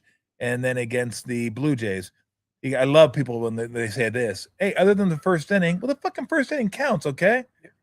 If I get a 17 on hole 2, that's going to count against my score. I can't say, how'd you play? Great. Except for the 17. From 3 to 18, I was out. Except for the 17, I knocked out on 11. Number 2. So, I mean, they all count. So he's been okay. It's just the pitching, which they thought they had a lock on, right? They were going to be solid pitching. They had the young guys coming up, right? They had Wisenhunt, who's supposed to be a stud, who actually pitched pretty good last night. They had Harrison. They had Wynn, who was supposed to be a starter, who's been a pretty decent piece in the bullpen. Who else was it? They had one more, Birdsong, who's injured. But that was like, okay, God, look at this young core we have starting pitching. And then you look at the bullpen, you go, okay, with Walker, Duvall, and Rodriguez, we're set at the back end. Well, it turns out Walker stinks. And he should be a 7th inning guy at best, maybe a 9th inning guy. You're at the top of the none. You have Duvall, who has been just introduced by some Carmelite nun, who is an all-star, and then toward the end of his Giants tenure, terrible. Even the Yankees are like, not sure about this guy. And then Rodriguez is hurt. So the back end of the bullpen's gone. The young pitching is gone. And you're back. Don't do this. The pitching is basically gone. Just stay there. It's just gone. So until they but then if you run out of pitchers Lulu at the major league level, Lulu's showing she's got better body strength than I do. That's not good. Yeah, and a Gene Simmons style tongue. No. She can reach it from there. She'll go straight chameleon on you. Yeah. Cut it out. Cut it out. I know I taste great. Lulu. Okay, you got to get down. Lulu. You're making me spill wine. That's a crime. Lulu. Get down, you communist. Lulu, come here. Okay, you could sit there, but don't face me again. Lulu's got to be a part of the show. Always got to be a part of the show. No, if you run out of pitchers, that's the problem with the general manager and the scouting people. Yes, You can't run out of pitchers. I agree. You can't. Period. I agree. So, and they've run out of pitchers. Well, who's in charge of personnel? Let me see. Oh, it's the head of baseball operations. There you go. So, and who's going to be the last one to get fired? Oh, it'll be the president of baseball operations. Yes. I mean, they're So, in answer to your question, yes, even though we went far afield, yes, we always do. they're Rogered. That's not good. No, it's not. Being Rogered, quite is frankly, not good. If I were them, if they walked in today, came to my home and said, "We want you to run the organization," first of all, I'd have them committed. But second, I would call Brian Sabian and said, "How much would it take for you to come back? Name a price. $20 million a year? You want to be the best paid person in the game? Take it. It's you. Fix this. Because it's scouting and it's talent development. It's not anything else than that. And that's the scary part. You mentioned development. To me, I thought, when I think Brewers, I think development. Like, they develop players. I thought you were going to say you thought field work. No, I definitely think. I always think field work.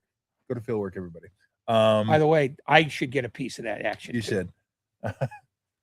No, but I thought, and it's not to say I wouldn't do this trade again, but why is Kyle Harrison so much better now with the Brewers than he was with the Giants? And it could be some injuries. He definitely had injuries when he was here.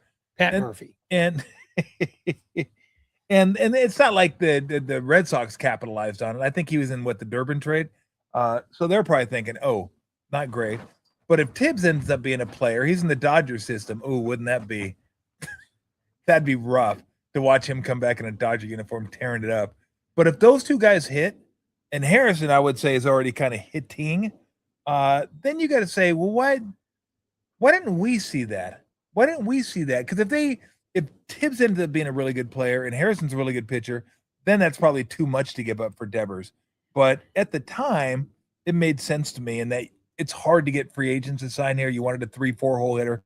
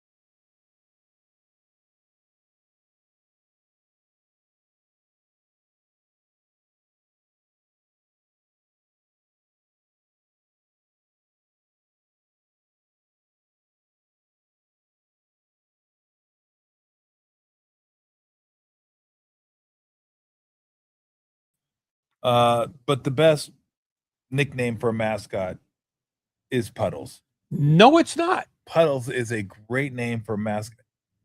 Turn his mic off. No, Puddles I'm going to tell you why you're wrong. Fantastic name. I know I have to correct you. You're wearing the goddamn hat, and I'm trying to say you're wearing the hat of, and then you're like, no, it's not. Puddles is not the name of the mascot. Yeah, it is. No, and the University of Oregon makes that clear. The mascot is called the duck. This is Puddles. but the mascot is not Puddles. I don't know why. Wait. People who live How in could that Eugene be all- Puddles then? What? How can that be? That is the mascot. No, but the mascot is the thing that runs around the field Yeah, the on duck. game day, and that's the duck. The That's duck not named Puddles. Puddles. It's not named Puddles. I've looked this up 100 times. My daughter has lectured me about it 1,000 times. The duck is the duck. What's Puddles? Puddles is what they use to market this stuff. I don't know why. They live in the middle of Oregon. Hold on. Look it up.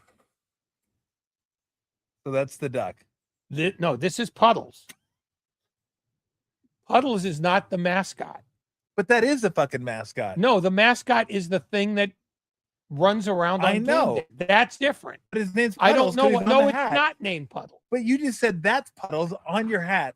Yes, but because But that's the mascot. that's the distinction they make. That's not the mascot. That's the logo.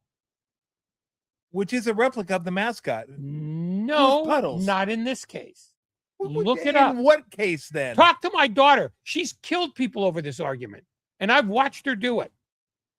You bring her over here. I will. Okay.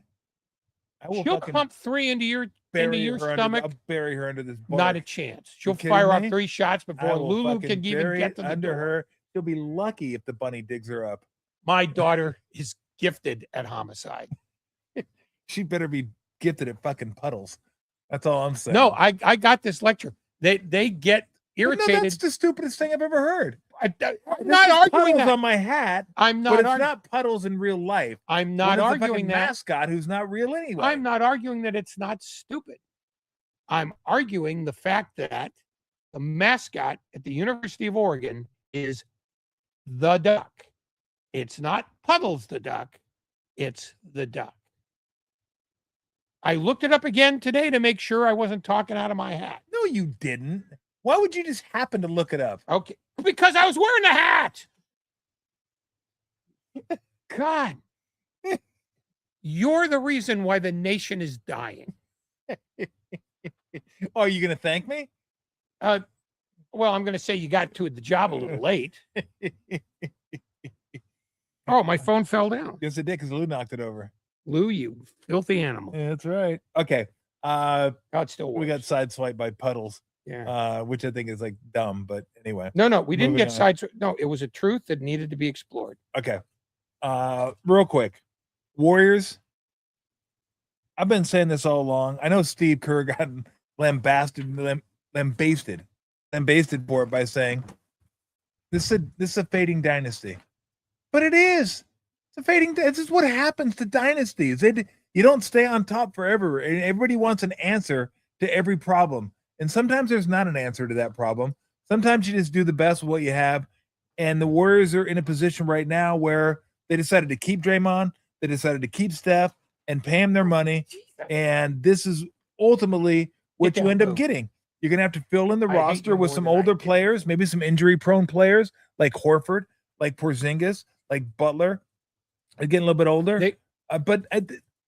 This is what happens. This is kind of like the natural life cycle, basically, is what I'm trying to say, of a dynasty. No, it's more complicated than that, but you're on the right track. In that they were stuck 5 years ago with a plan that required that they draft well and get useful players. They did not draft well. They did not get useful players. So they chose instead the only avenue they had, which was to get older. And that's a defeated strategy. And now their chase for LeBron would make them even older than that. Yes. So when Wiseman didn't turn out, when Kuminga didn't turn out, when Poole didn't turn out, when Moody has only been... Well, Poole helped them win a championship. He did, but we're talking about now. I would say, on balance, his career in Golden State was not good. And his career in Washington since then has been a pie fight. Well, he's in New Orleans now, Well, and it's even worse. okay. But the point is, It's gone like this. the point is they have selected a lot of players who have not made an impact in the National Basketball Association, no matter where they were. Yeah. Kuminga's the one I probably blame him for the most. I don't blame him a lot, but I do think, you know what? If that's the one you thought you wanted to give Steph Curry as much chance to win a championship, there are options out there that were further along in their basketball development. I don't blame him for Wiseman. They needed a big. It wasn't They a great needed a draft big, anyway. and he got hurt. And you weren't going to draft Halliburton, who went 11th at 2. I blame them most for Poole. Yeah, but Poole is 28th. I don't care. You didn't need his skill set at the time you drafted But Ray did help him win a championship. I understand that, but as a long-term prospect, he was a ball-dominant guard on a team, and a ball-dominant guard. And not only a ball-dominant guard, the most ball-dominant guard, successful ball-dominant guard of the last 30 years. Possible. You know, I have to go back and think, but the last ball-dominant guard, like that was Isaiah Thomas. And he's better than Thomas, I grant you. But yeah, the offense doesn't work without him as the fulcrum. Magic was pretty ball-dominant. Yeah, but I think he came before Isaiah, did he not? Yeah, probably by a year. Yeah. Year or two, maybe. But I think Isaiah was 81. But Isaiah's breakthrough was later in the 80s. Yes. But now we're arguing about 40 years ago. Yeah. So, no, I think the problem is they didn't replace their 2017 core with anybody. And they've been scrambling ever since just to fill those spots. I don't think Al Horford was the choice they would have made in 2018 or 2019. He was a holy crap, what's left? Oh, we could get Horford. They've been making sort of defensive, we need something that does that since then. And it's because Wiseman didn't pay off and Poole didn't pay off, other than 2022, which was kind of a mutant year anyway. And Kuminga never paid off and was irritating to boot. Yes. All right, a couple minutes on the Sharks. And their 7-foot power forward. I love him. I just love him. I love the idea of him. I love the concept of him. And if he plays like 2 minutes, gets a penalty, and costs him the Stanley Cup, I will love him even then. Who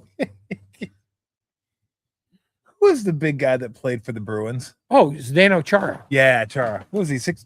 6'9". Okay, yeah. But he was a great defenseman. Yeah, he was good. He was that rarest of, and maybe this guy is that.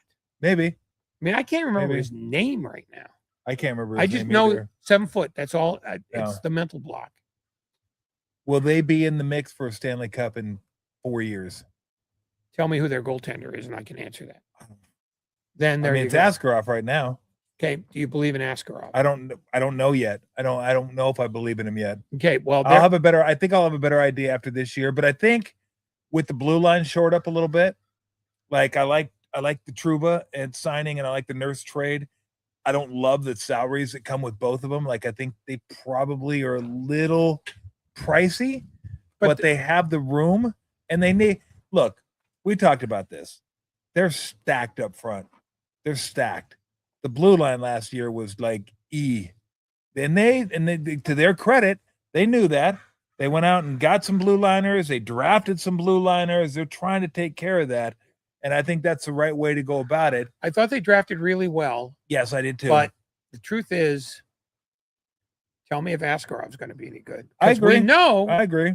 We know what Celebrini is. We know what he is. And barring injury, he's going to be that for 10 years. Yes. Yep.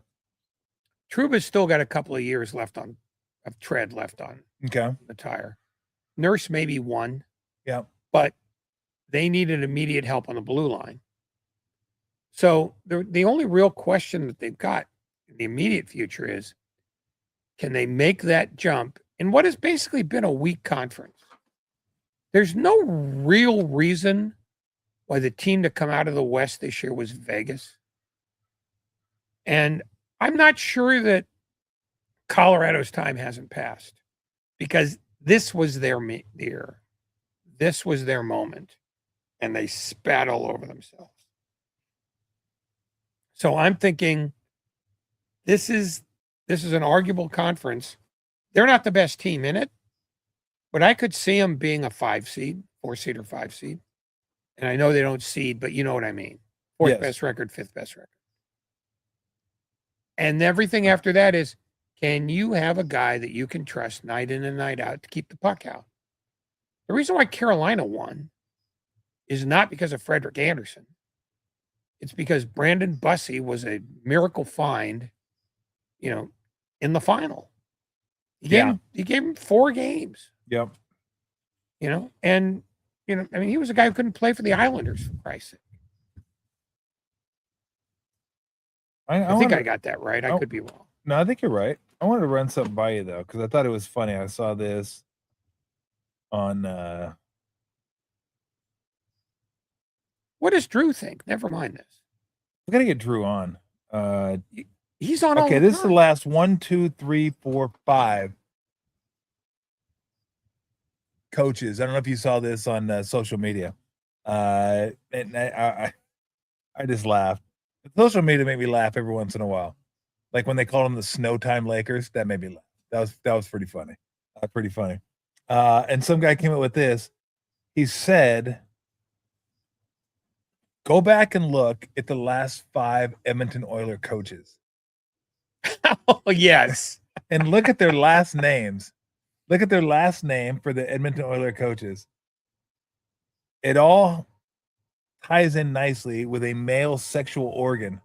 Wait a minute. A male? How many of them are there? Depends on what species you are, Ray. Okay, I took male to mean human. Foolish me. Mike Babcock. Yeah. Chris Knoblaw. Jay Woodcroft. Dave Tippett. And Ken Hitchcock. There you go. Okay. There's a lot of cock up there. Yeah. A lot of dick up there in Edmonton when it comes to the head coaches. Okay. I laughed at that. I was like, I did that. Now that whoever came up with that's pretty funny because has a really disturbed one-track mind. Probably shouldn't be allowed to date. Or could be in jail. Yeah. It's possibility could be in jail. But I was like, holy crap. But here's the thing. Their owner, a guy named Daryl Katz, spelled Katz. There is no one else on earth with a surname Katz who doesn't pronounce it Katz. But he's Katz. And he's also a lunatic, which is hardly a surprise. So I'm not shocked that he would want guys with a direct link to a male sexual organ. As opposed to the male sexual organ.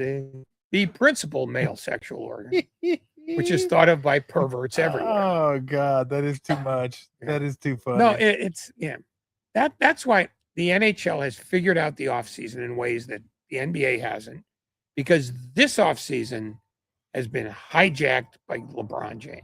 Yep. I mean, they moved Giannis Antetokounmpo, which should have been the talk of the offseason. He's an afterthought now. He signed too early, while LeBron was just sitting on, I'm just going to wait and watch Shams, run in a circle around a coffee table for me. I mean, I hope he ends up in Indiana. That would be fantastic. Just, don't go back home to Cleveland. Don't go back to Miami where you used to play. Don't go play with Steph. Come up with the most ridiculous option there is. Utah. Put him in Salt Lake City. Put him in Memphis. Memphis at least has a little style and soul to it. It does? Put him in Memphis? Memphis sucks.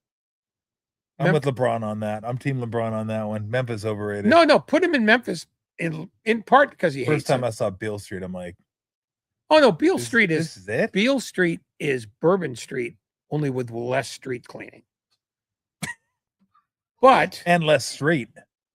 Well, it doesn't have to be a long street. Nobody drives on Bourbon Street. I don't know. Bourbon smells like urine all the time, all parts of the day.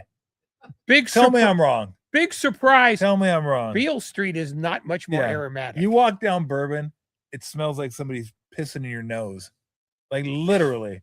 You I hadn't thought of it in those You get terms. fresh urine No, in your nose walking down Bourbon no, Street. you've got a lot of And frat then you guys. grab a hurricane and then you smell more piss. It's You've got hurricane piss, hurricane piss. You've got a lot of frat guys from Louisiana Tech making the elephant walk from Canal Street on down to the water.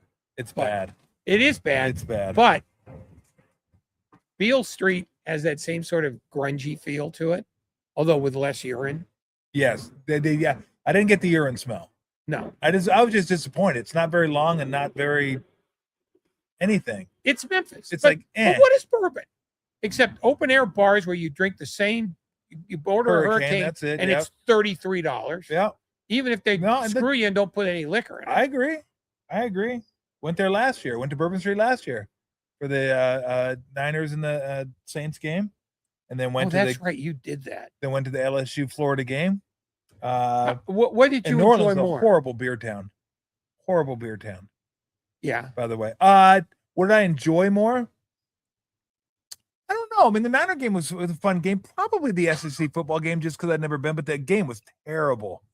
It was like just fucking all defense, all picks, all bad offense. It was hot as shit too. But it was fun to be there. What a surprise! But yeah, the environment was cool.